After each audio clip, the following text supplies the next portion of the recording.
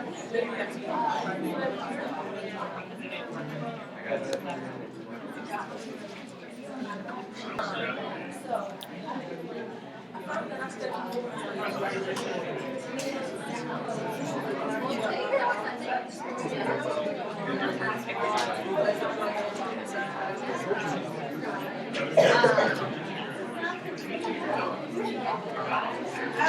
guys.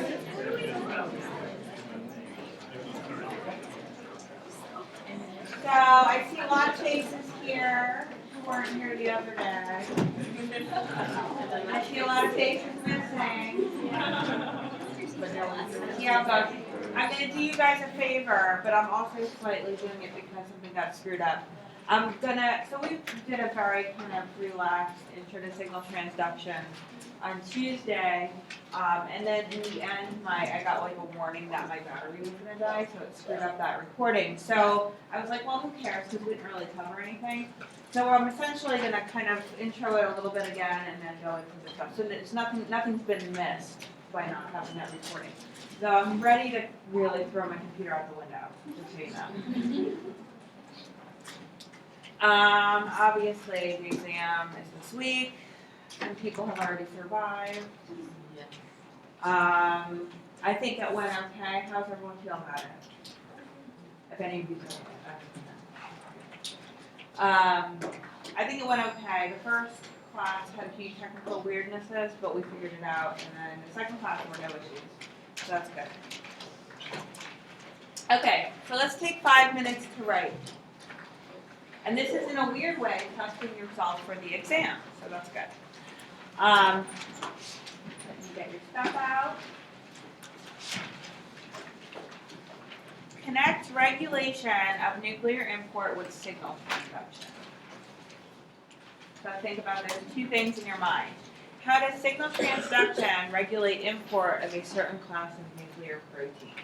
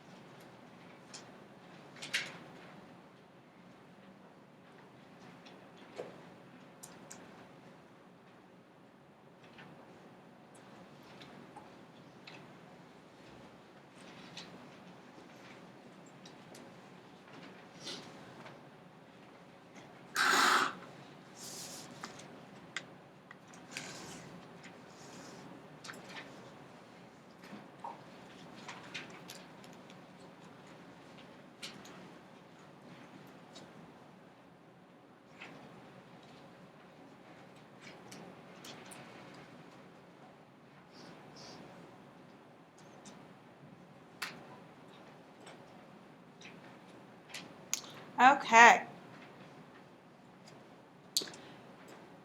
So, I would call someone, but I have a feeling they won't be here. No, that person's definitely not here. Kelvin? Okay, so when I say connect regulation of nuclear import with signal transduction, what comes to mind? Gene expression. Okay, exactly. So what kind of protein needs to be imported into the nucleus to activate gene expression? Close. Does anyone else want to tell me what kind of protein gets imported? Yes? Right, a transcription factor. I knew that's what you wanted to say. So, okay, so automatically you should think to yourself, gene expression, right? Because signal transduction often activates gene expression, right? And then you have to think, okay, well, what involved with gene expression needs to be imported into the nucleus? Okay, so who wants to tell me how they answered this? Yep. I'm just going to go through the process. Okay. It probably relays a signal from outside the cell signals through secondary messages, which activate a kinase that we have NLS by phosphorylating it, which then provides to transcription factor the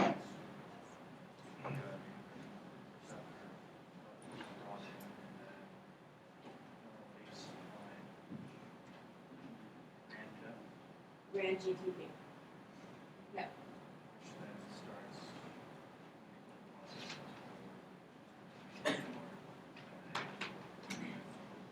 Okay, so you kind of thought about it in terms of a process, right? So you've got signaling, and then the way you connected it is you said some kind of kinase does something to expose an NLS, and so on a transcription factor, and so then that transcription factor can bind to the nuclear import receptor, go into the nucleus.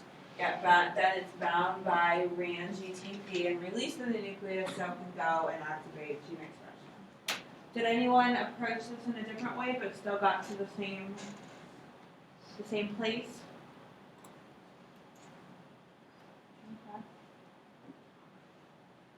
Okay, so I always tell people I don't do cumulative final exams, but I do in the sense that you'll have things like this pop up.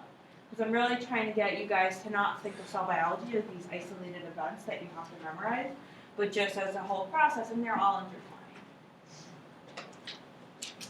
Okay, so the way to think of signal transduction is pretty much extracellular signals that change the behavior of a cell.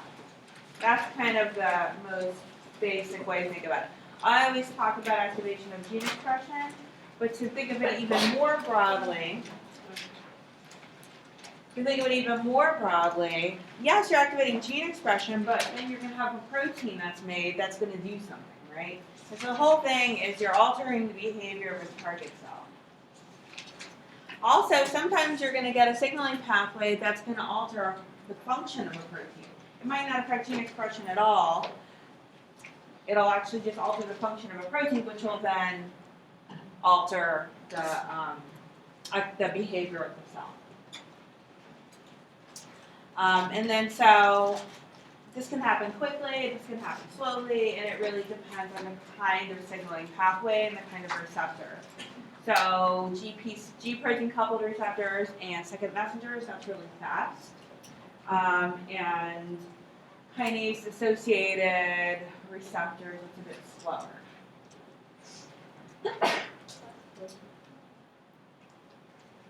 So this is a generic signaling pathway that I introduced the other day, for those who missed it. Basically, you're going to have a receptor, and then you're going to have a whole bunch of proteins whose whole purpose is to relay the message to the nucleus in some way, or to the protein that's going to be affected. In this case, the protein that's going to be affected is some sort of transcription factor or gene regulatory protein. And most of this relaying of signals has to do with activating kinases that phosphorylate things, that promote interactions between proteins, that are basically activating other proteins, other kinases, and so on and so on. And the result is to affect the behavior of the cell. In this case, gene expression, you're going to get a protein that's going to do something that directly is in direct response to whatever started the signal. So the example I always give is an infection is going to cause an immune response, right? And it's basically activation of signaling pathways, production of proteins that go on to do something involved in fighting the infection. And so I had introduced a few pathways. I'd introduced the JAK-STAT pathway. And so these pathways, I really want to avoid doing the laundry list of pathways. Just think of themes of what's going on. Think of what kind of receptors involved. Think of, is it a second messenger, or is it a signaling cascade, or is it kinases that are transmitting the signal? Think, how is the transcription factor getting into the cell, into the nucleus? So in this case, there's almost always something binding to a receptor, right, when you're activating signaling. So in this case, you're having alpha interferon, so this is part of the immune response binding to a receptor. And then it's basically causing phosphorylation, a bunch of phosphorylations that are all creating docking sites for other proteins to bind. And the end result is you get proteins STAT1 and STAT2 that bind and that are then going to dimerize. And that allows the nuclear localization signal to be available, or a nuclear localization type motif to be available, bind to your nuclear import receptor and enter the nucleus, where it's going to be dropped off, and it can bind to the DNA, activate gene expression. We went over this practice problem. We won't do it again. But just for those who rely on the recording, I'll just go over it briefly. Activation of the JAK-STAT pathway results in dimerization of STAT, which then goes into the nucleus to activate gene expression. So you're supposed to be connecting imported proteins into the nucleus here with signal transduction. What mechanism regulates whether STAT will be nuclear or cytoplasmic? Whether you're nuclear or cytoplasmic dictates whether you're going to get gene expression, right? If your transcription factor is cytoplasmic, you won't have gene expression. If it's nuclear, you will. And so it all has to do with availability of an NLS. So in this case, we talked about there'll be an NLS that's exposed when you have the dimer, and then it can activate gene expression. And then design an experiment to test your hypothesis. And we had a few people who suggested, dephosphorylate or inhibit phosphorylation of your STATs and see what the effect is on gene expression. That doesn't really evaluate whether or not there's an NLS, but it does evaluate the need for phosphorylation for the proteins to get into the nucleus. But if you think you see an NLS, you can mutate it and see if you no longer get your STAT dimer into the nucleus. And so that was our experiment that we talked about. We talked about the NF-kappa B pathway, which is an example of regulated proteolysis, regulation by regulated proteolysis. So basically, your transcription factor is right over here, NF-kappa B, and it's normally bound by an inhibitor that's obscuring its NLS. And so when you get activation of the pathway, it activates a kinase that's going to then phosphorylate the inhibitor, which will then send it off to be recognized by the ubiquitin proteasome system where it's degraded. And so now you have an NLS that's exposed and available for interaction with your nuclear import receptor, and it can go into the nucleus to activate gene expression. I'm kind of flying through this because we did go over it on Tuesday. Stop me if at any point you're like, what the hell are you talking about? I don't want that. So then this was another example of a pathway that's involved with regulated proteolysis, but it's different.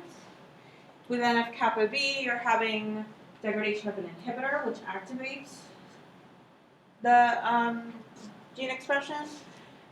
But with the Wnt pathway, you're actually normally having degradation of your transcription factor, and the way you activate gene expression is by inhibiting degradation. And so then you have stable levels of your beta-catenin transcription factor.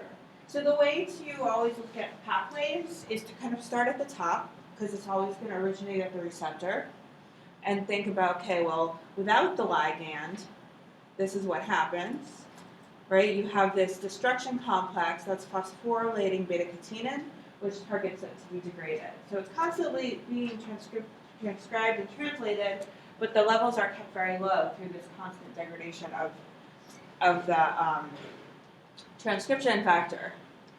But with the signal, with Wnt binding to the receptor, this whole entire destruction complex is going to get recruited away from beta-catenin, which allows beta-catenin, the transcription factor, to be stable.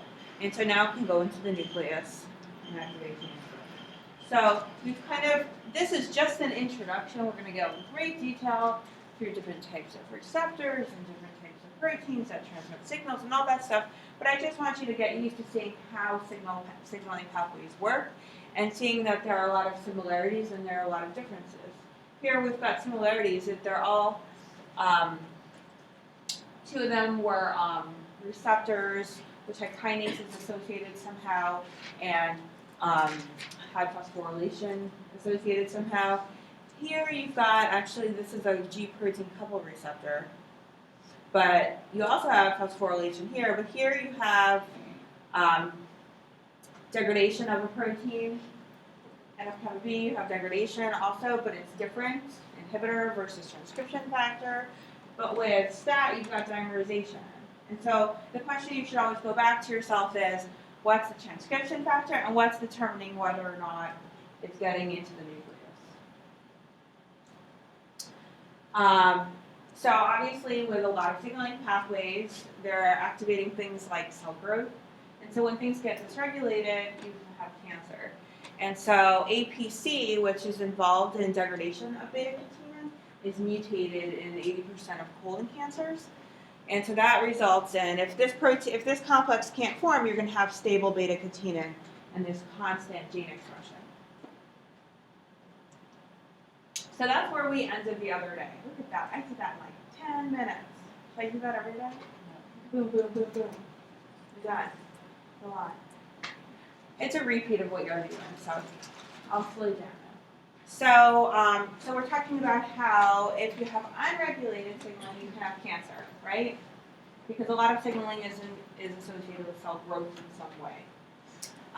Signaling is associated with a lot more than that, but just in your most basic understanding, anytime you have too much cell growth or not enough apoptosis, you're going to get cancer, right? Yeah? Do you all agree? Okay.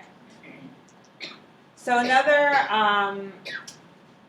so one mutation that occurs in cancer is in APC, where you don't get degradation of beta-catenin, so you have you get an unregulated cell growth.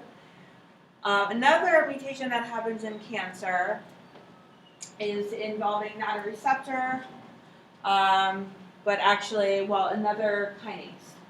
And it's a kinase that doesn't normally exist. It only exists when you have broken chromosomes that break in a certain place, and then fusion that results in translocation, and you end up with a BCR-ABL fusion gene. You may have heard of BCR-ABL if you've ever known anyone who had leukemia. Has anyone ever heard of it? I usually have at least one person per class.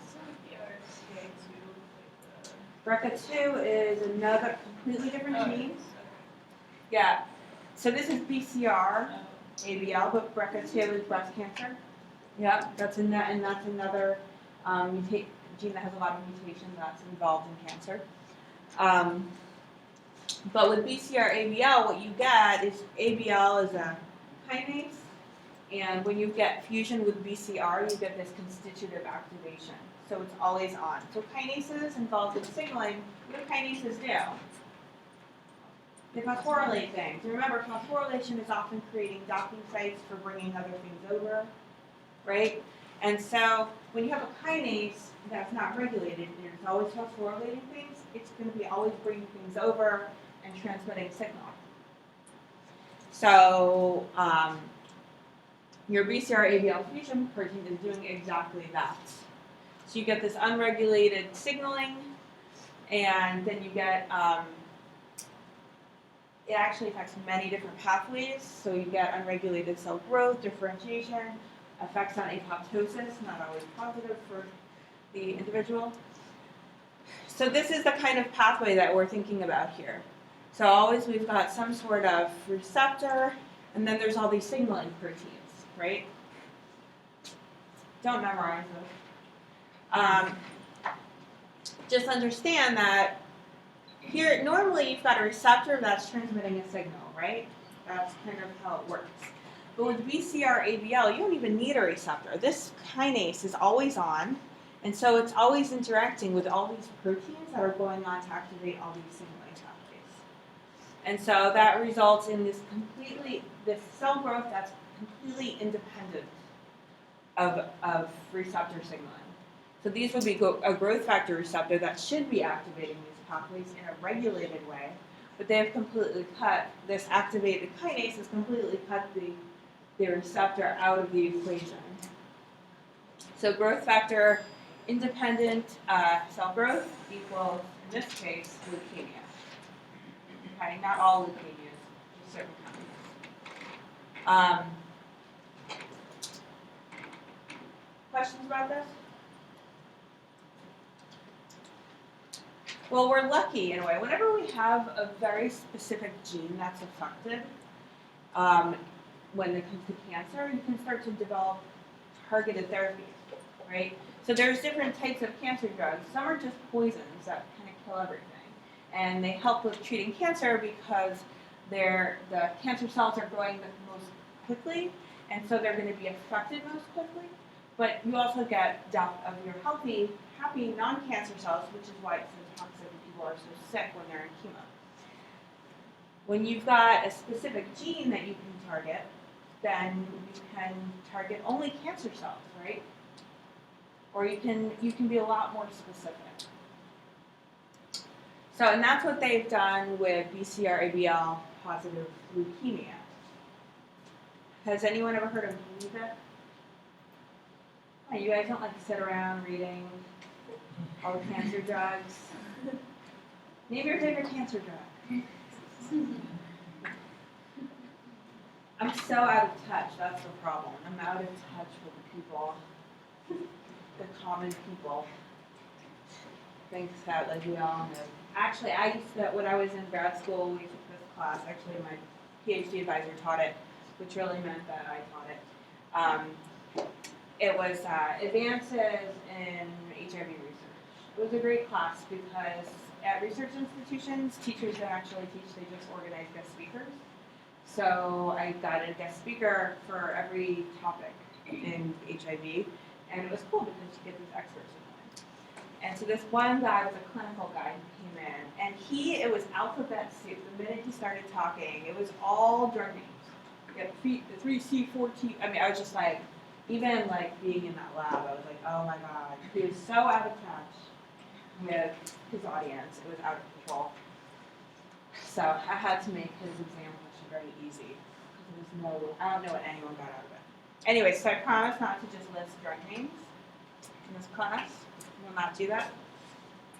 So, but by having BCR-ABL be mutated in leukemia, they were drug companies or researchers were able to screen for small molecules that specifically bound to and inhibited BCR-ABL, and then you can shut off that dysregulated signaling.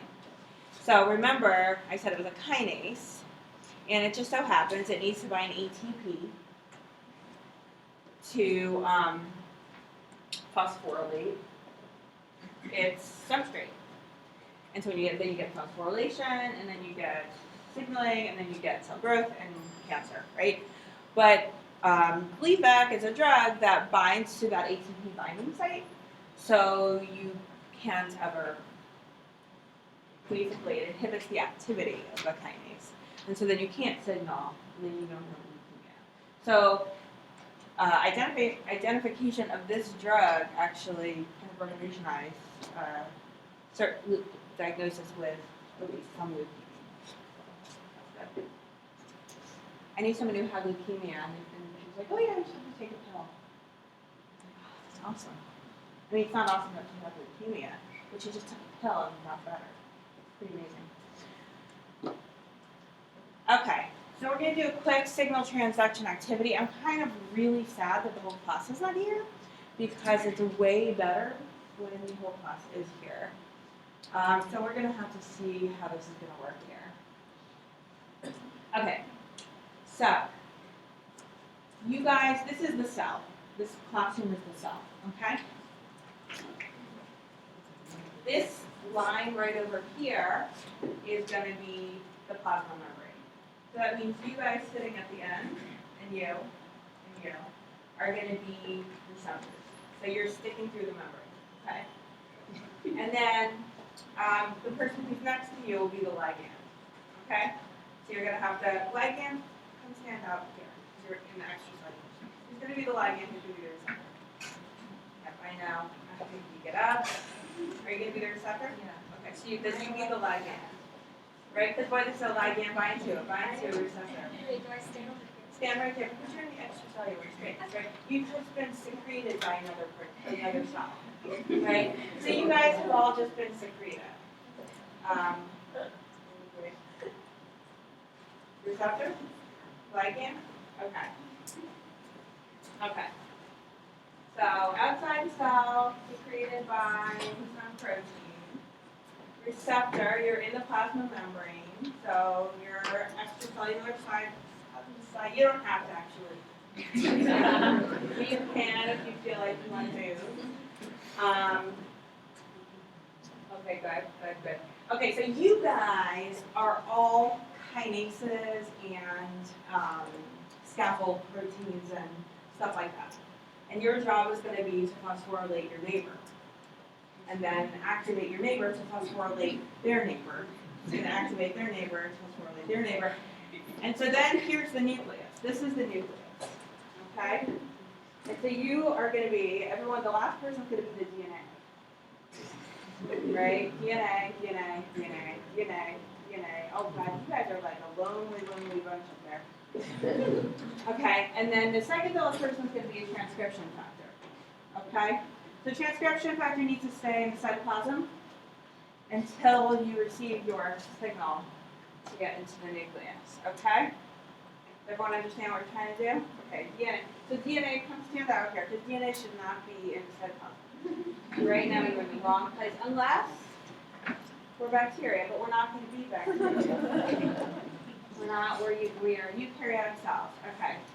So transcription factor, okay? So,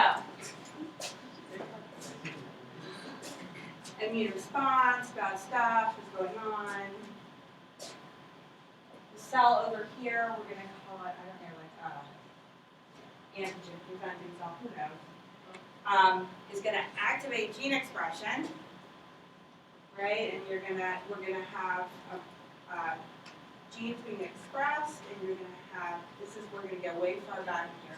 Genes are being expressed, so that means that proteins are being made in the ER, going to the Golgi, and then being modified, and then being secreted out of the cell. You've just been secreted out of the cell. And so now you're floating through the space, and you need to bind to your receptor. Bind to your receptor. You don't actually, there you go. It's okay. Yeah, there you go. And so now receptors activated. That means you need to phosphorylate something. So that means, okay, so you can let go and go over there and high-five him. Okay? Phosphorylate him. Phosphorylate. And so now you're active and phosphorylate. And go all the way down the line. Okay? All the way down the line to the transcription factor. Okay? Transcription factor. Your NLS is exposed.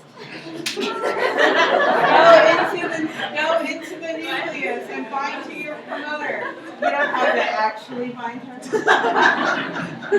So seems inappropriate. And so now we'll have gene expression. And if we were to really think this through, maybe one of the genes we would be expressing would be a cytokine, which then comes out of the nucleus, goes into the ER, goes into the bone, and so on. So that's connecting it off. So there you go, you can sit back down.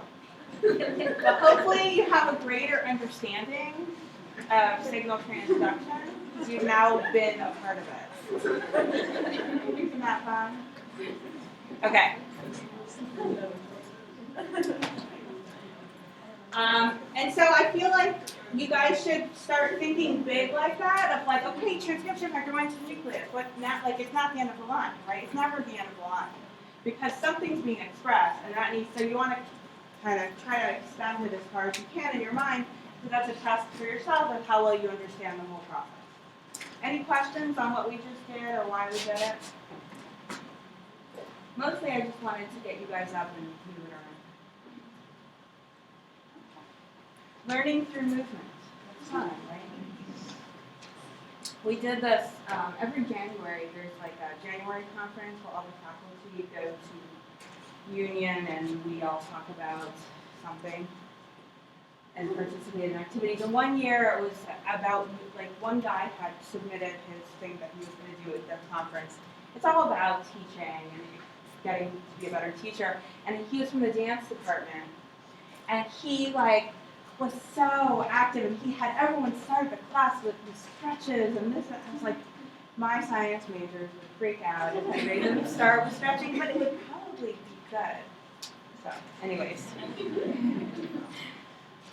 Okay, so cells communicate through binding of receptors, which we all just saw happen, by signaling molecules that are secreted by other cells. That's how that communication's happening. Right? So you've got two kinds of receptors though. There are cell surface receptors, which are the most obvious ones you think about, right? These are on your cell surface, and some kind of signaling molecule, a hydrophilic signaling molecule, right? Because it's in the extracellular space, which is fairly watery. That molecule is going to be secreted by some other cell and bind a receptor on the cell surface. So that's what you automatically know. The other thing that can happen, which you've heard of probably before but didn't realize you were hearing of, is you can have these small hydrophobic signaling molecules. And since they're hydrophobic, they can diffuse across the plasma membrane. And they can bind to intracellular receptors. And one kind of intracellular receptor we're going to talk about are nuclear receptors. Now I'm going to tell you right now, nuclear receptors are not on the membrane of the nucleus. They are not. They are just these soluble proteins that are in the cytosol, and once the signaling molecule binds to it, they have a conformational change, and then they go into the nucleus. So you could think of them as transcription factors in a way that have a hidden NLS, and once the signaling molecule binds, the NLS is exposed, and they activate gene expression. They're just called nuclear receptors. Often these are like steroid hormone receptors, stuff like that. Yes.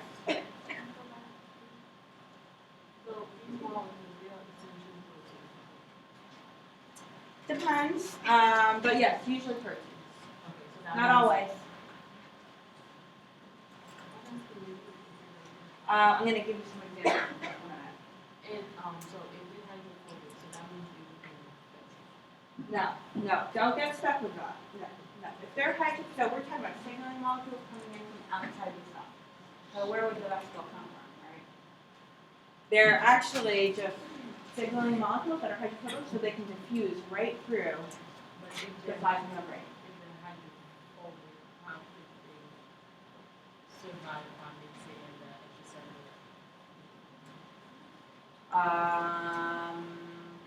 How do they survive? I mean, they're small. So you're saying why don't they aggregate and not do their thing?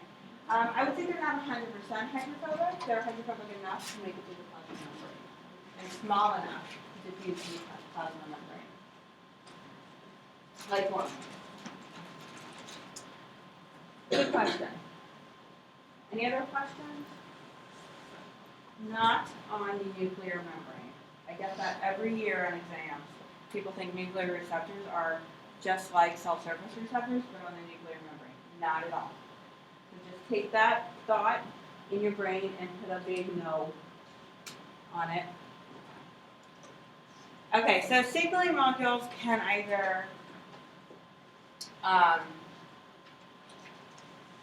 so they can either remain bound to the signaling cell, right? So remember we talked about CD4, and I said CD4 has no ligand that's brought into the cell. It actually is just binding to another receptor. And so that's this situation. You might have a signaling cell that has some kind of signaling molecule that's essentially a receptor. And then you can have a target cell, which has another receptor, and that interaction between those two receptors is going to activate signaling in the target cell. And so that's exactly how the T cell receptor and CD4 and MHC and all that work. You can have paracrine signaling, and so that's where you're having a cell that is going to be secreting some signaling molecule, and it's going to bind to receptors locally. So cells that are nearby are going to have receptors for this signaling molecule, and they're going to all bind it and respond. You can have synaptic signaling, so that's neurons and neurotransmitters. And then you can have endocrine signaling, so that's hormones, right? So they're secreted by one cell, they're going to enter the bloodstream, and they're going to signal over long distances.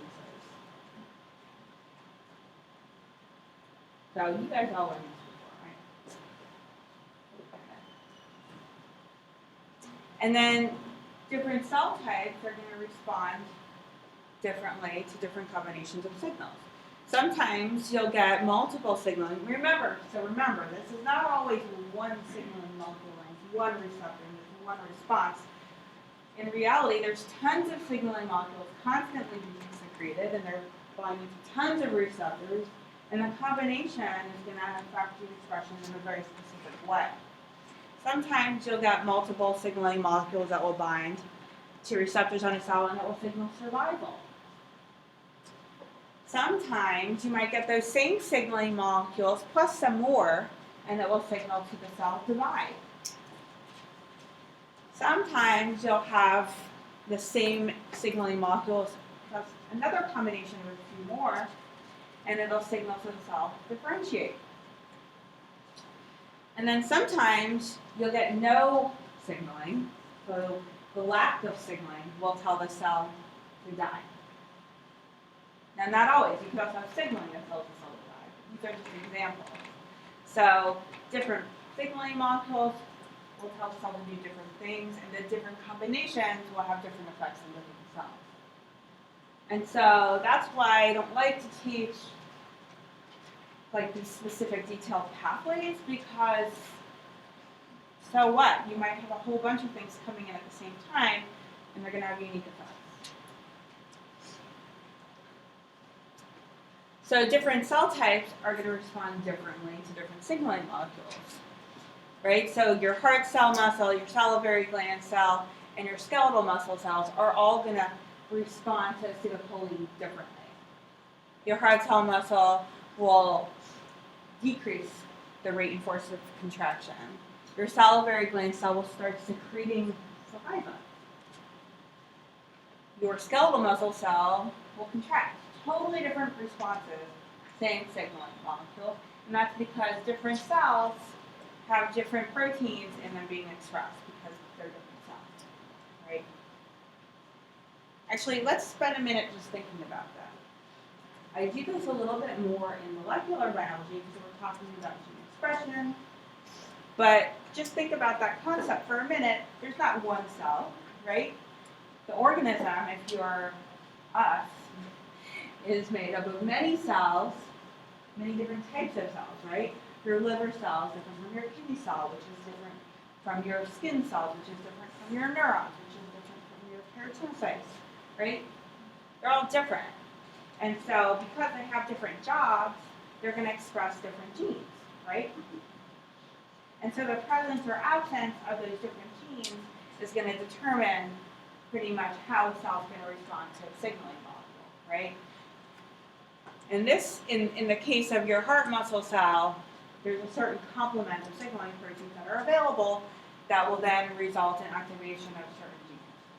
But in your salivary gland cell, there's a whole other complement of proteins available that's going to activate secretion. Okay? So think about that. Any questions?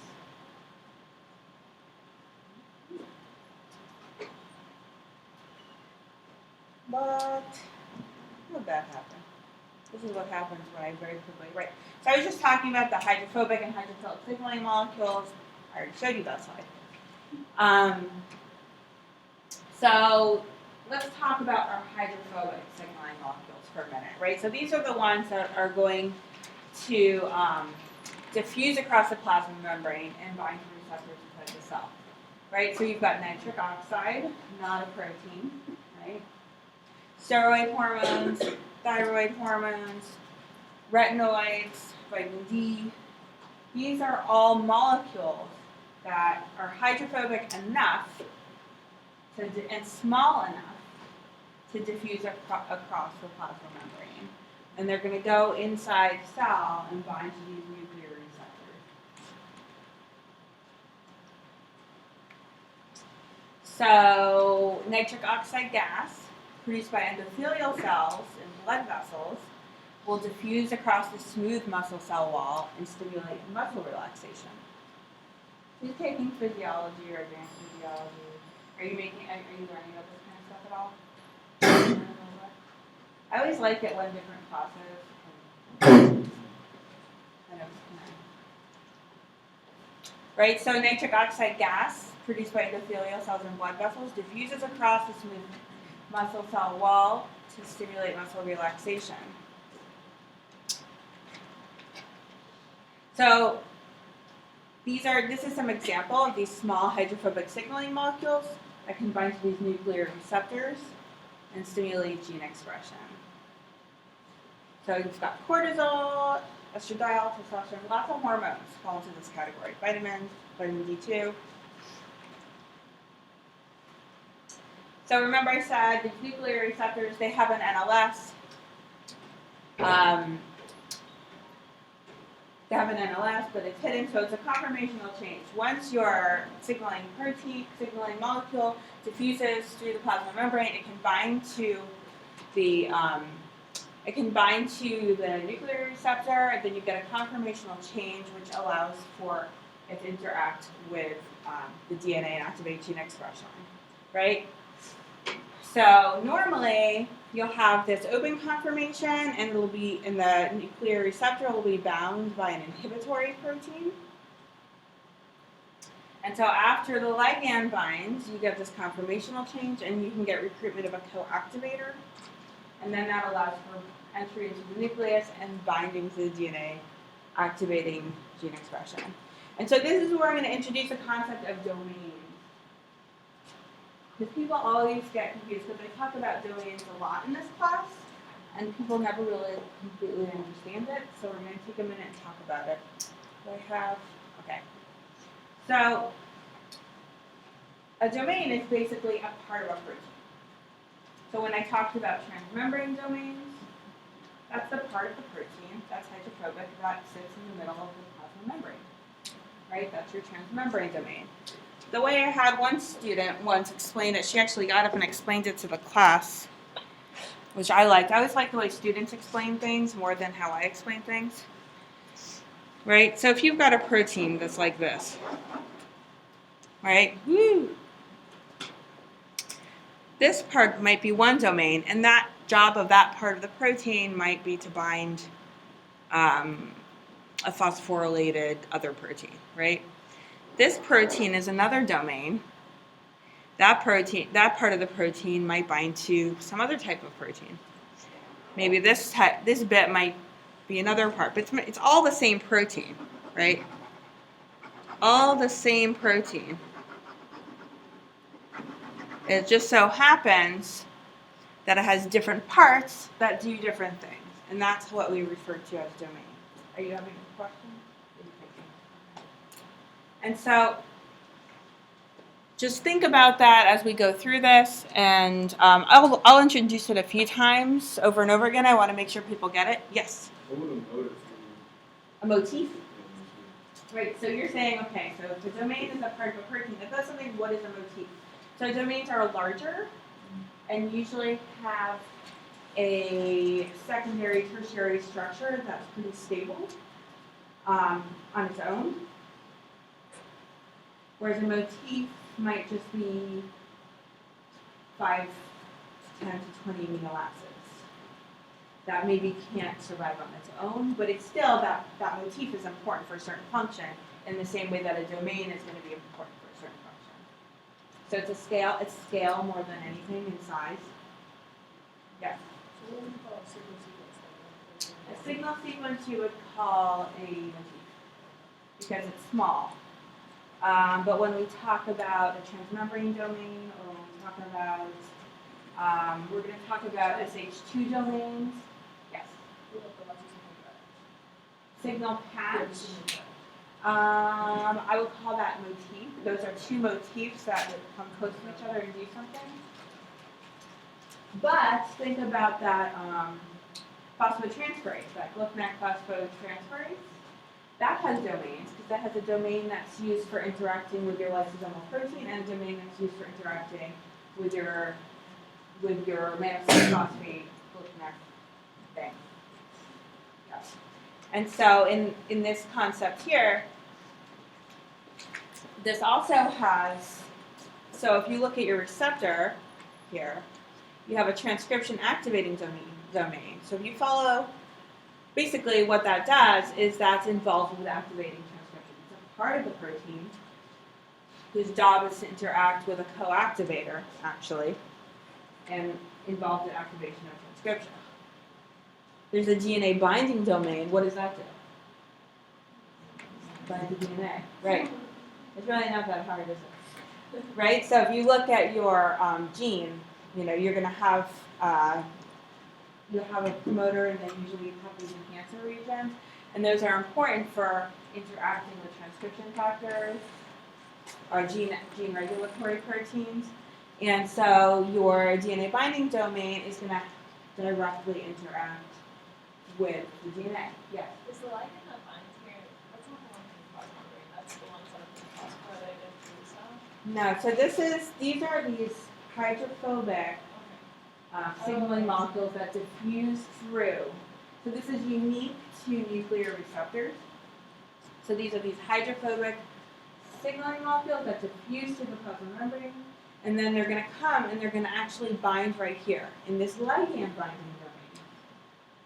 So this is a cytoplasmic protein that then becomes a nuclear protein. And so it has this inhibitory protein that's here. But then once you get the conformational change, when you bind the ligand, then it goes into the correct conformation so that it can enter the nucleus, bind to the DNA, and interact with co-activators to activate transcription. We'll go over domains a bit more. Did you have a question? No, I was just like, Okay. Yeah. If the tertiary structure for the protein is dictated by the objects of the amino acids, if the way those amino acids in mitochondria are arranged to form the supplements, does that dictate what the protein will have? So the amino acid sequence basically dictates the structure of the protein, right? That's basically what you're saying, right? And so it just so happens that the folding of the protein and those interactions between those R groups are very stable in a domain, so that if you decide to chop it off at a certain point, maybe it will still fold properly. That bit might still fold properly. I'm not saying all domains are stable on their own, but often when people are studying proteins and they're trying to understand the function of those proteins, they might chop off certain domains, and it's easier to do when it's a domain because often it's more stable structurally.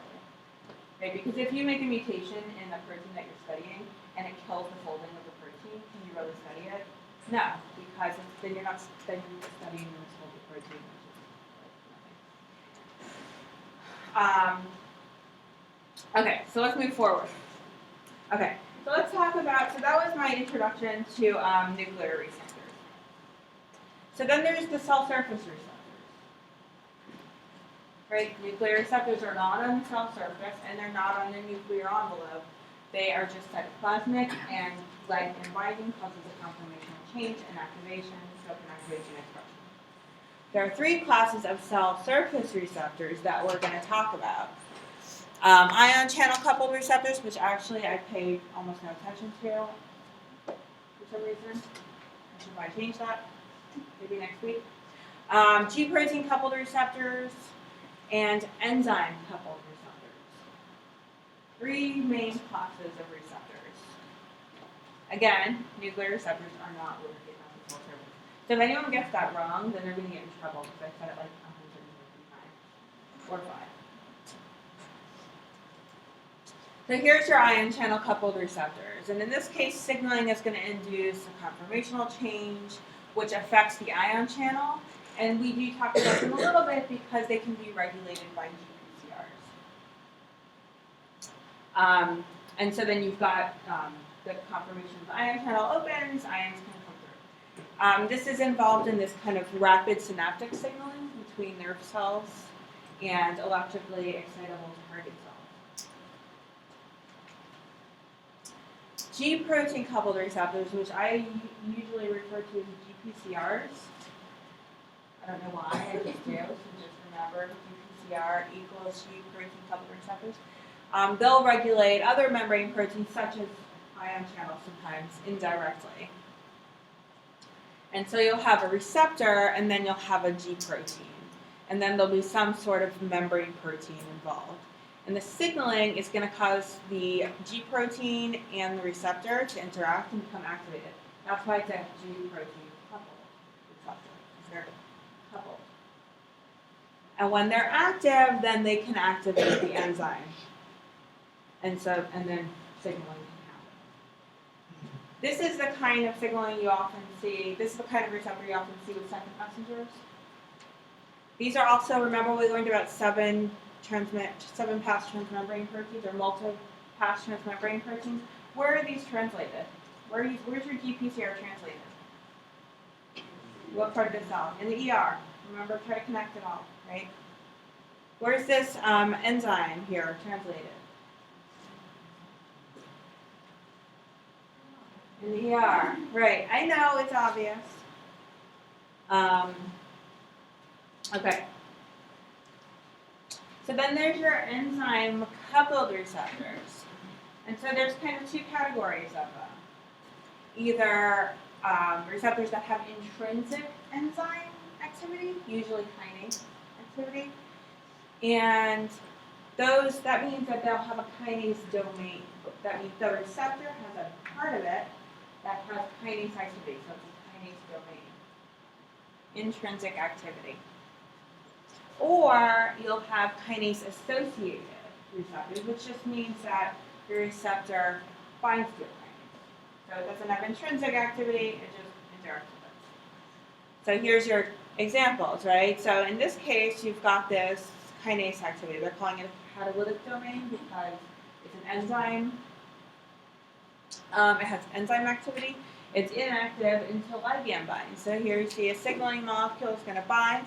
It's going to bring those proteins together and activate the kinase domain. And so then it can phosphorylate things. With the kinase associated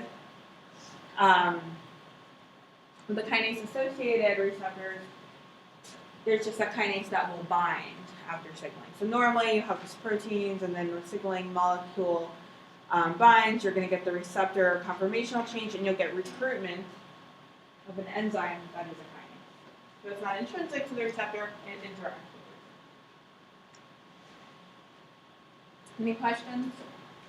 It's seeming like a laundry list, isn't it? You got to introduce stuff some way.